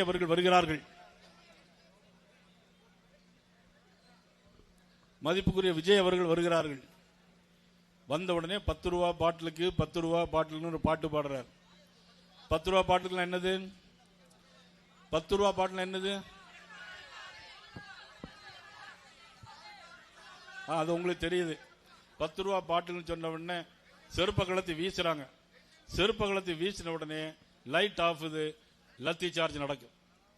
அந்த கூட்டத்தில், இதே மாதிரி கூட்டத்தில் நீங்க கூட்டத்தில் இருந்தா கூட எவ்வளவு ஒழுக்கமா இருக்கிறீங்க. ஆனா அந்த கூட்டத்தில் லத்தி சார்ஜ் நடந்த உடனே எல்லா பெண்களும் தள்ளுமுள்ளாயி, 3 வயது குழந்தை, 10 வயது குழந்தை, 70 வயது பெரிய பெண்கள் அப்படியே நசுங்கி சாகுறாங்க. ஆனால் இரவோடு இரவாக வந்து 41 பேருக்கும் போஸ்ட்மார்ட்டத்தை முடிச்சிட்டு காலைல 5 மணிக்கெல்லாம் முதலமைச்சர் சென்னைக்கு போயிட்டாங்க. யாரை காப்பாத்துறதுக்கு அப்படிங்கறதான் தெரியல. முன்னாள் அமைச்சர்களை திமுகவை காப்பாற்றுவதற்காக முதலமைச்சர் அப்படியாக நடந்திருக்கிறார். ஆனால் சட்டமன்றத்திலே நாங்கள் கவன ஈர்ப்பு தீர்மானம் கொண்டு வந்தோம். அண்ணா திமுக சார்பாக அண்ணன் இபிஎஸ் அவர்கள் கவன ஈர்ப்பு தீர்மானம் கொண்டு வந்தார்கள். பாரதிய ஜனதா கட்சி சார்பாக நாங்கள் அதை தீர்மானத்தை கொண்டு வந்தோம். அப்பொழுது முதலமைச்சர் பேசுகிறார், கரூரிலே 5 டிஎஸ்பி போட்டிருந்தோம், 500 போலீஸ் போட்டிருந்தோம், ஆனா பாதுகாப்பு நமக்கு கொடுத்திருந்தோம் அப்படின்னு சொன்னாங்க. அதுக்கு பிறகு சொன்னாங்க, தலைவர் தமிழக வெற்றி கழகத்தின் தலைவர் 12 மணிக்கு வாரன்னு சொல்லிட்டு இரவு 7 மணிக்கு தான் வந்தாரு. அதனால தான் அவர்களுக்கு உணவு கொடுக்கல, கூட்டத்தை அரேஞ்ச் பண்ணவங்க தண்ணி கொடுக்கல, அதனால தான் மயங்கி விழுந்தாங்க அப்படின்னு சொன்னாங்க. யாராவது மயங்கி விழுந்து சாவாங்களா? மயங்கி விழுந்து ஆஸ்பத்திரி கொண்டு போனா தண்ணி தெளிச்சாலே போறோம். ஆனா மயங்கி விழுந்ததல்ல, லத்தி சார்ஜ் நடத்தினாலையும் கரண்ட் ஆஃப் பண்ணதுனாலையும் அவ்வளவு பேரும் சாக்கடைகள் விழுந்து இறந்து செத்து போனவர்கள் 41 பேர். 41 பேர் செத்து போனாங்க. ஆனால் என்ன நடந்தது? இதுதான் சட்டம் ஒழுங்கு. எங்க பார்த்தாலும் கஞ்சா, போதைப் பொருட்கள், 41 சாவு. கள்ளக்குறிச்சியிலே 65 பேர் கள்ளசாராயம் குடித்து இறந்து போனார்கள். முதலமைச்சர் 10 லட்சம் ரூபாய் எல்லாத்துக்கும் கொடுத்துக்கிறார். இன்னைக்கு குருவி குரம்பில் கேட்டாங்க, விவசாயத்தில் அடிபட்டு கரண்ட்ல இறந்து போயிட்டாக்கி எங்களுக்கு 2 லட்சம் 3 லட்சம் கூட தரமாட்டாங்கிறாங்க. ஆனா கள்ளசாராயம் குடிச்சுட்டா 10 லட்சம் ரூபாய் கொடுக்கக்கூடிய முதலமைச்சர் நம்ம நாட்டில் தான் இருக்காங்கன்ட்டு குருவி குரம்பில் எல்லாரும் பேசிட்டு இருந்தாங்க. இந்த அளவுக்கு தான் ஆட்சி. ஆட்சியை தன்னுடைய கண்ட்ரோல் இல்லை. சட்டம் ஒழுங்கு சீரழிந்து கிடக்கு. காவல்துறை எந்த கட்டுப்பாட்டிலும் இல்லை. இன்னைக்கு கூட நேற்று ஒரு காவல் குடியிருப்பில் போய் ஒருத்தனை வெட்டி கொண்டு இருக்கிறாங்க. தெரியுமில்ல உங்களுக்கு? எங்களை விட உங்களுக்கு தான் எல்லாமே ரொம்ப தெரியும், அப்டேட்டா இருக்கிறீங்க எல்லாரும். காவல்துறை காவல் குடியிருப்பில் போய் வெட்டி கொண்டு இருக்கிறாங்க.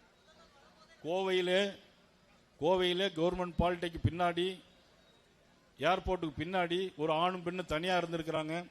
அந்த ஆணை அருவாளெல்லாம் வெட்டிட்டு பெண்ணை கடத்தி கூட்டிட்டு போய் 11 மணியிலிருந்து 4 மணி வரையிலும் கதற பலாத்காரம் செய்திருக்கிறார்கள். இதுவரையிலும் கண்டுபிடிக்கல. ஆனா சுட்டு பிடிச்சாங்க. யாருன்னா இதுவரையிலும் யாருக்கு உண்மையான குற்றவாளி என்று தெரியல. ஆனா உண்மையான குற்றவாளியை கண்டுபிடிக்கணும். எப்படி கண்டுபிடிச்சிருக்கணும்? அந்த பெண்ணையும் ஆணையை நிப்பாட்டி அந்த பரேடு பண்ணி இவன் குற்றவாளியா யாருன்னு கண்டுபிடித்து அதற்கு பிறகு சுட்டா பரவாயில்ல. யாரையோ 3 பேரை காலில் சுட்டு பாவம் உள்ள இருக்கிறான். இதே மாதிரி தான் இன்னைக்கு பல்லடத்தில் 3 பேரை வீட்டில் பூந்து வெட்டி கொண்டாங்க. காரணம் கஞ்சா போதைப் பொருள். பல்லடத்தில் 3 பேரை வெட்டி கொண்டாங்க. ஆனா அதுலயும் உண்மையான அக்யூஸ்ட கண்டுபிடிக்கல. வேற இடத்துல சுட்ட ஆளை தான் போய் கண்டுபிடிச்சு அக்யூஸ் சொல்லி சொன்னாங்க. இந்த அளவுக்கு இன்னைக்கு ஒரு மோசமான ஒரு சூழ்நிலை இன்னைக்கு போய் கொண்டிருக்கிறது. இன்றைக்கு கூட இன்னைக்கு அமைச்சர் சேகர்பாபு, அறநிலைத்துறை அமைச்சர், எங்க எல்லாருக்கும் ரொம்ப நண்பர். சட்டமன்றத்தில் நல்லபடியா பேசுவோம், நாங்க கேட்கிற கோரிக்கையெல்லாம் பண்ணி தருவார். இன்னைக்கு தான் வாய் திறந்து பேசியிருக்காரு. என்ன பேசியிருக்காருன்னா, நயினார் நாகேந்திரனுக்கு பதவி நாட்கள் எண்ணப்படுகிறது, எங்களுக்கு ஒன்றும் இல்லை அப்படின்னு சொல்லியிருக்கார். நான் ஏற்கனவே காலையில் புதிய தலைமையில் பேட்டி கொடுத்தேன். உண்மைதான், எனக்கு என்னுடைய பதவி காலம் எண்ணப்படுகிறது. எந்த கட்சியிலும் இல்லாத அளவிற்கு பாரதிய ஜனதா கட்சியில் மட்டும் ஒருத்தருக்கு 3 ஆண்டுகள் தான் பதவி. நயினார் நாகேந்திரனா இருந்தாலும் சரி, கருப்பு முருகானந்தமாக இருந்தாலும் சரி, 3 ஆண்டுகள் தான் பதவி. எனக்கு ஏற்கனவே 6 மாசம் முடிஞ்சிருச்சு. இன்னும் 2.5 வருஷம் இருக்கு. ஆனா சேகர்பாபுக்கு 2.5 மாசம் தான் இருக்கு. சேகர்பாபுக்கு 2.5 மாசம் தான் இருக்கு. என்னுடைய நண்பர் தான். ராத்திரி கூட போன்ல கூப்பிட்டு பேசுவோம். ஏன் இப்படி பேசன்னு கேட்பார். அவர் இருக்கிற கட்சி வேறு, நான் இருக்கிற கட்சி வேறு, கொள்கை வேறு. அவர் அதிமுகவில் இருக்கும் பொழுது நாங்கள் நண்பர்கள். பிறகு திமுகவுக்கு போயிட்டார் அவர். பிறகு நான் அதிமுக நான் பிஜேபி பாரதிய ஜனதா கட்சிக்கு வந்துட்டேன். இருந்தாலும் இப்பொழுது எல்லாருமே சட்டமன்ற உறுப்பினர்கள். நான் அறந்தாங்கியில் சொல்லுகிறேன், சேகர்பாபு அவர்களே, எனக்கு என்னுடைய பதவி 2.5 ஆண்டு காலம் உறுதி. ஆனால் உங்களுக்கு 2.5 மாதம் காலம்தான். வீட்டுக்கு போகின்ற நாள். Count down start to the DMK ruling. Count down start. Mister M K. Stalin முதலமைச்சர் அவர்கள் கவுண்ட் டவுன் ஸ்டார்ட் திமுக மந்திரி சபைக்கு. ஏற்கனவே அண்ணன் எடப்பாடி அவர்கள் எல்லாரும் சொல்லிட்டு இருக்காங்க, bye bye Stalin, bye bye Stalin. நான் சொல்லல, அண்ணன் இபிஎஸ் அவர்கள் சொன்னார். அவர்கள் சொன்னாலும் நான் சொன்னாலும் ஒண்ணுதான். இருந்தா கூட இன்றைக்கு இந்த ஆட்சி வேண்டுமா வேண்டாமா? இவ்வளவு ஒரு மோசமான ஆட்சி என்னெல்லாம் நடைபெறும் என்பது இன்னொரு வீடியோல நீங்க பாருங்க. நான் திருப்பி பேசுறேன். புதுக்கோட்டை மக்களின் உள்ளக்கு முரல். திமுக ஆட்சிக்கு வர்றதே தமிழ்நாட்டை சுரண்டணும், தமிழ்நாட்டை அழிக்கணும். இதுதானே திமுக கொள்கை. அப்புறம் என்ன 4.5 வருஷம் ஆட்சி என்ன 10 பைசாவுக்கு புண்ணியம் இல்ல. பொதுமக்களுக்கு உண்டான ஆட்சி கட்சியும் இல்ல. அது திமுக ஆட்சி சரியில்லை. டோட்டலா இந்த அரசு எடுத்துக்கிட்டீங்க டோட்டல் ஃபெயிலியர். முழுக்க திமுக காரன் கொள்ளடிக்கிற கும்பல் தான். நீட் தேர்வு ஒழிக்கிற என்னடா ரகசியம் இருக்குன்னு போய் பேசினாரு. இன்னைக்கு அந்த முகரையை கொண்டு போய் எங்க வச்சுக்காரு உதயநிதி. நீட் இன்னைக்கு வந்ததுனால இன்னைக்கு எத்தனை தூய்மை பணியாளர் பிள்ளைங்கள்ல இருந்து இல்லாத ஏழை குடும்ப டிரைவர் எவ்வளவு கஷ்டப்படுற குடும்பத்துல எத்தனை பிள்ளைங்க நீ டாக்டர் வந்து புதுக்கோட்டை மாவட்டத்தில் வந்து கணக்கு எடுக்கிறீங்களா? அந்த ஆட்சி தான், அந்த ஆட்சியை பத்தி நம்ம சொல்ல வேண்டியதை பாத்துக்கிட்டு இருக்கோமே. பாதுகாப்பே கிடையாது. என்ன பாதுகாப்பு? சின்ன வயசு பிள்ளையெல்லாம் தூக்கிட்டு போறாங்க. ஸ்டாப்ல இருந்தாலும் வந்து நிப்பாட்டி ஏத்த மாட்டேங்கிறாங்க. ஃப்ரீங்கறனால ஏத்த மாட்டேங்கிறாங்க. கேட்டா ஏறும் போங்கமாங்கறாங்க. ஒருத்தரும் சந்தோஷமா இல்ல. மழை பெஞ்சு அப்படியே தண்ணி நிக்குது. இப்பயும் குளமா இருக்கு. இந்த உங்க பக்கத்திலே பாருங்க. காவாக்கில அவ்வளவு வாடகை அடிக்குது. உங்களுக்குள்ள இருக்கவே முடியல. கோழி கழிவு, அங்கிட்டு மீன் கழிவு எல்லாமே இதுலதான் வருது. 1000 ரூபாய் போனா நிறைய பேருக்கு கொடுக்கல. கட்சி பாகுபாடு பார்த்து டிஎம்கே உள்ளவங்களுக்கு கொடுக்கறாங்க. நிறைய பெண்களுக்கு வரல. அந்த 1000 ரூபாய் நிப்பாட சொல்லுங்க. யாருக்குமே கொடுக்க விலைவாசியை கம்மி பண்ண சொல்லுங்க. 1000 ரூபாய் வாங்க அடிச்சு புடிச்சு போய் ஒயின் ஷாப் கொடுத்துறாங்க. அவ்வளவுதான் நடக்குது. ஒயின் ஷாப் எடுக்கணும் ஊருக்கு ஒதுக்கா போல எடுத்தாங்க. ஆனா ஊருக்குள்ளேயே 5 இருக்கே. கனிமொழி அம்மா தேர்தலில் சொன்னாங்க இருக்கிற இளம் விதவைகள் பூரா உருவாயிட்டு அம்மா சொல்லுது. இன்னைக்கு திமுக ஆட்சியில சாராயத்துக்கு பதிலா என்ன பஞ்சாபமா கொடுத்துட்டு இருக்காங்க. விடிய ஆட்சி 5 ஆண்டுகள்ல விவசாயிகளுக்கு எதுவுமே செய்யல. விவசாயம் நஷ்டமாகுது, இவ்வளவு தள்ளுபடி பண்ணி இவ்வளவு தர்றான் அப்படின்னு சொல்றதான் கேள்வி, டிவில சொல்றதான் கேள்வி. ஆனா வந்த பாடு இல்ல. ஊருக்கு ஊரு சாராய கடை திறக்க தெரிஞ்ச உங்களுக்கு ஒரு நெல்லு குடோன் கட்ட முடியாதா? சோளம் அடிக்கிற சீசன், மழை பெய்யுது, எங்க கொண்டு போய் விவசாயி நெல்லை வைப்பான்? இவங்க இருந்தா நாங்கெல்லாம் எங்கேயாவது ஊரை காலி பண்ணிட்டு அதர் ஸ்டேட்டுக்கு போக வேண்டியதான். கண்டிப்பா மாற்றம் வேணும். காவிரி குண்டாறு இணைப்பு திட்டம் நம்ம புதுக்கோட்டை மாவட்டத்துக்கு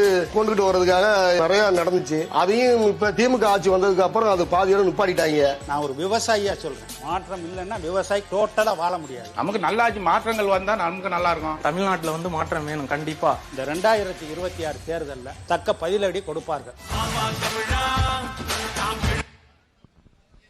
இந்த வீடியோ பார்த்தீங்களா? இதுதான் ஒரு நிலைமை. காவிரி ஆறு நமது பக்கத்து ஊருக்கு வரைக்கும் வருகிறது. ஆனால் அறந்தாங்கி மண்ணுக்கு கிடைக்கவில்லை.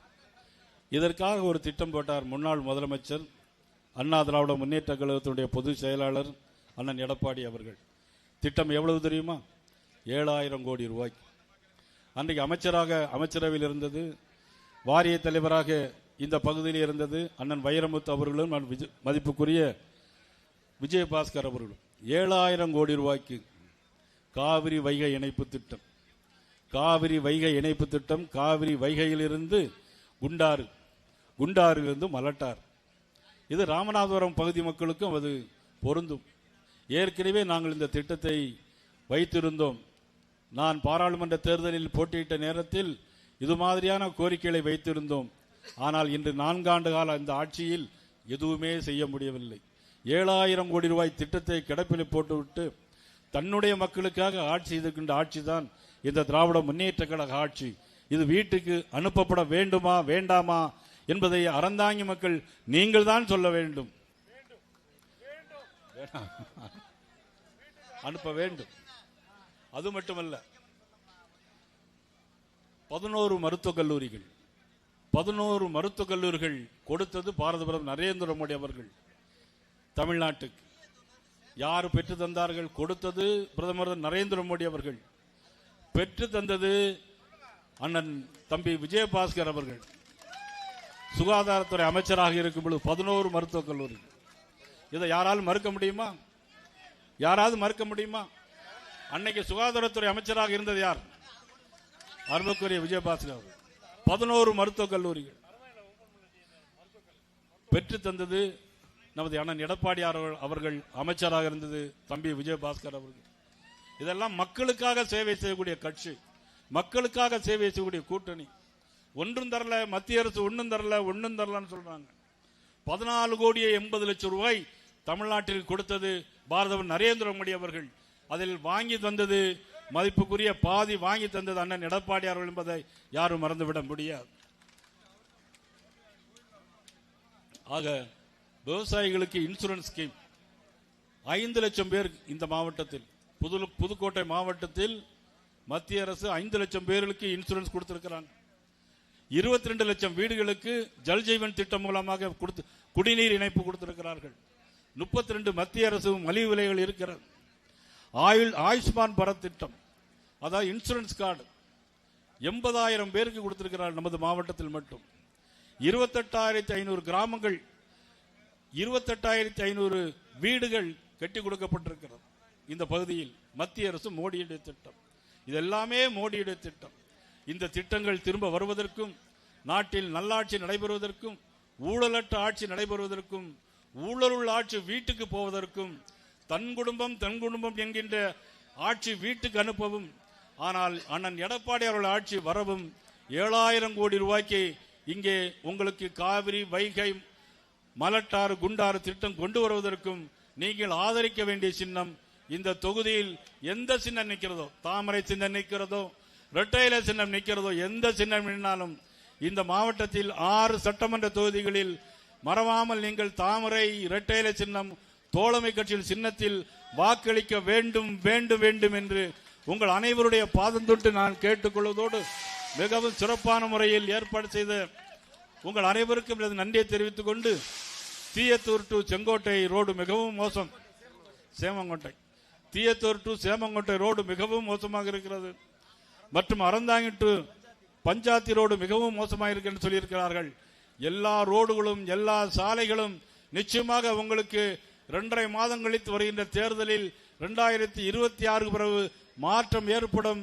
மாற்றம் ஏற்பட்ட பிறகு அனைத்து நன்மைகளும் உங்களை வந்து சேரும் என்று சொல்லி வாய்ப்புக்கு நன்றி கூறி விடைபெறுகிறேன். நன்றி, வணக்கம்.